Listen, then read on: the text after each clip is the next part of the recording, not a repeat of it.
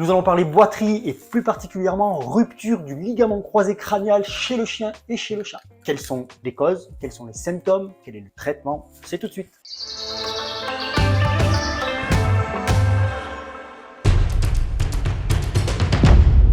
Le ligament croisé crânial du genou est un ligament qui solidarise le fémur et le tibia. Il est fortement sollicité lors d'hyperextension et lors de rotation interne du genou. La rupture de ce ligament peut être accidentelle, mais aussi due à l'âge. Pour la cause accidentelle, on retrouve cette pathologie souvent chez les jeunes chiens de grande race, assez lourds, Canet Corso, Rottweiler, Dog. Mais les petits chiens et les chats peuvent également être touchés. Certains animaux peuvent ne présenter qu'une rupture partielle du ligament croisé crânial, c'est-à-dire uniquement quelques fibres du ligament sont déchirées. Les ménisques peuvent être également touchés lors de l'accident. Pour les causes non accidentelles, on observe souvent des ruptures qui sont plutôt dues à une altération du ligament croisé due à son vieillissement.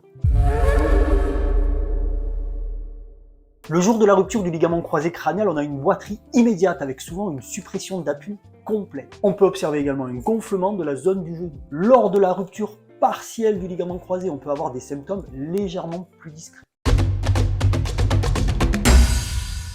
Le diagnostic se fait par un examen orthopédique particulier. On essaie de mettre en évidence ce que l'on appelle le signe du tiroir, c'est-à-dire un déplacement crânial du tibia par rapport au fémur. On peut le faire en consultation directement ou quelquefois lors d'une anesthésie si l'animal est trop contracté, trop tendu. Souvent le diagnostic se fait sans moyen d'imagerie particulier, mais on peut également réaliser des radios qui permettront à la fois de visualiser le fameux tiroir crânial et d'observer d'autres lésions associées. On peut également réaliser une arthroscopie. On insère dans l'articulation du genou une caméra pour aller observer le ligament croisé. Ceci se passe bien sûr sous anesthésie et on observe directement sur un écran soit la rupture complète du ligament, soit une rupture partielle. On peut également visualiser les ménisques.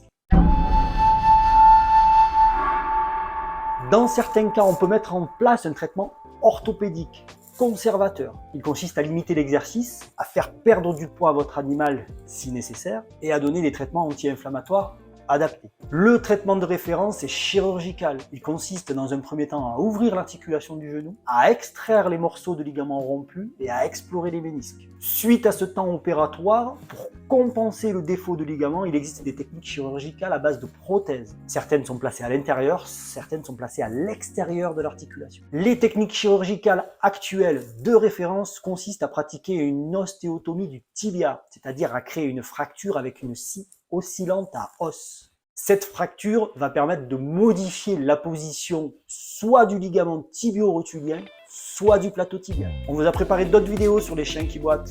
À bientôt.